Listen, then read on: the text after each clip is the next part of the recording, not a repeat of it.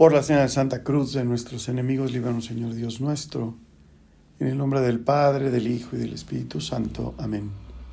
Señor mío y Dios mío, creo firmemente que estás aquí, que me ves, que me oyes. Te adoro con profunda reverencia. Te pido perdón de mis pecados y gracia para hacer con fruto este rato de oración. Madre mía Inmaculada, San José, mi Padre y Señor, Ángel de mi guarda, interceded por mí.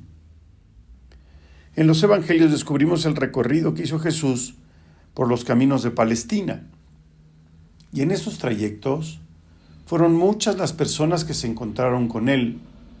Algunos, lo sabemos, tristemente, no supieron reconocer al Hijo de Dios en esa figura misericordiosa, amable y extraordinaria que le salía al encuentro. Otros, en cambio, creyeron en él y supieron acogerle.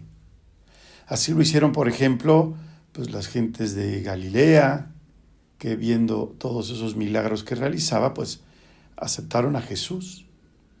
Y otros muchos nombres, que no han quedado recogidos en los Evangelios. Entre aquellos que dijeron que sí a Cristo, encontramos, por ejemplo, a los 12, a Zaqueo, a aquel centurión y tantos otros. Pues hoy celebramos la fiesta de la familia de Betania, Marta, María y Lázaro. Y podemos fijarnos en la figura de estos tres hermanos que tuvieron la maravillosa fortuna de hospedar a Jesús en su casa y sobre todo en su corazón.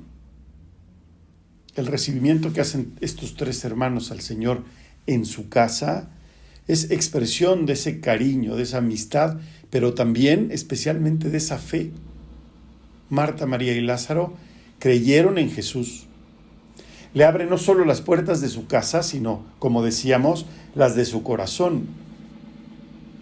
Y como a estos tres, esta familia, estos amigos de Jesús, el Señor llama también a los corazones de los hombres y de las mujeres de todos los tiempos. Y nos pide entrar en el corazón.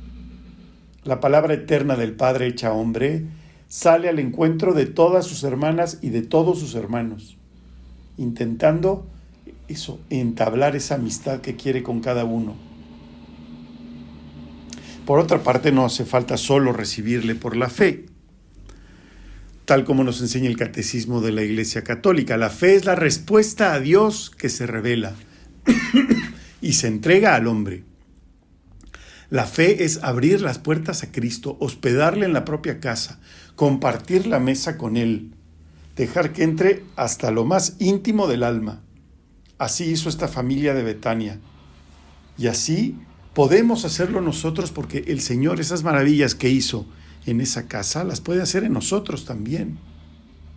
A imitación de ellos, nosotros también podemos participar en esa intimidad divina. Porque leemos también en el Catecismo, la fe nos hace gustar de antemano el gozo y la luz de la visión beatífica, fin de nuestro caminar aquí abajo, pues es el comienzo de la vida eterna. La fe, de alguna manera, nos hace ver con los ojos del alma lo que gozaremos para siempre en el cielo. Supone entonces una confianza y un abandono en Dios que constituyen el comienzo de la salvación. Además, esta virtud lleva consigo el asentimiento a un conjunto de verdades que se proponen para ser creídas. A la vez, la fe, si es verdadera, actúa por la caridad, dice San Pablo a los Gálatas, manifestándose en detalles concretos de amor, porque el encuentro con Cristo da un nuevo horizonte a la vida y con ello una orientación decisiva, decía Benedicto XVI en una de sus cartas. La fe no nos separa de la realidad, dice Francisco, sino que nos permite captar su significado profundo, descubrir cuánto Dios ama a este mundo y cómo lo orienta incesantemente hacia sí. Y esto lleva al cristiano a comprometerse, a vivir con mayor intensidad todavía el camino sobre la tierra. Nos hace vivir con mayor intensidad. Marta recibe al Señor y manifiesta su fe y confianza en Él, ocupándose de las tareas de servir. No solo cree en Jesús, sino que le deja entrar en su vida, reconociendo su señorío con obras y buscando con hechos concretos agasajar al divino huésped. Esta actitud de Marta nos manifiesta algo muy importante, que la respuesta a Dios no se queda solo en el plano intelectual, ni solo en el afectivo, sino que se reconoce también por los hechos. Una vez que la persona acoge a Dios, que se revela, la fe afecta el conjunto de su ser y de su actuar. Por eso, las obras, realizadas también por amor, son necesarias para la salvación. Fíjate lo que dice Santiago en su carta. Ante la posibilidad de que alguno pudiera decir que tiene fe y no obras, dice: muéstrame tu fe sin obras, y yo por mis obras te mostraré la fe. Así como Cristo manifestó su amor al Padre con obras, los cristianos, como buenos hijos, debemos realizar y madurar nuestra condición filial en nuestro cumplimiento amoroso de la voluntad de Dios. No basta simplemente con decir yo creo en Dios y me abandono en su querer, sino que tenemos que ratificar esa fe con los hechos. Si no acabamos, por ejemplo, bien el trabajo por amor, si no sabemos sufrir las pequeñas incomodidades o grandes de la vida por él, si no tenemos detalles de delicadeza con los demás, si no aceptamos los contratiempos, las enfermedades, no quiere decir que nos gusten, pero las ponemos en manos de Dios, si nos quejamos ante lo que nos disgusta. San Agustín, recogiendo esta doctrina, escribe: todas tus obras se deben basar en la fe, porque el justo vive de la fe y la fe obra por el amor. Las obras buenas, las acciones realizadas con esperanza y por amor, serán las que nos acompañen cuando debemos presentarnos ante el Santísimo, ante el Altísimo. Esto es lo que nos enseña San José María cuando habla de una fe operativa, una fe que obra por el amor y se manifiesta en la vida cotidiana de las hijas y de los hijos de Dios. Marta, aun cuando inicialmente se queja ante el Señor por la aparente inactividad de su hermana, es ejemplo de confianza y de fe en Jesús.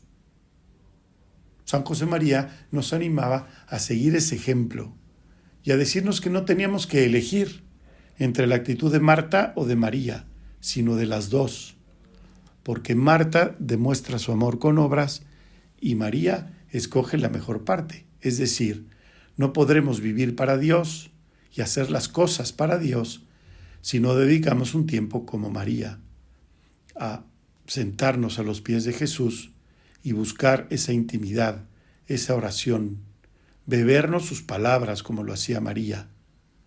Por eso es que hemos de imitar a ambas, hemos de trabajar por amor, pero primero buscar el rostro de Cristo para estar con Él.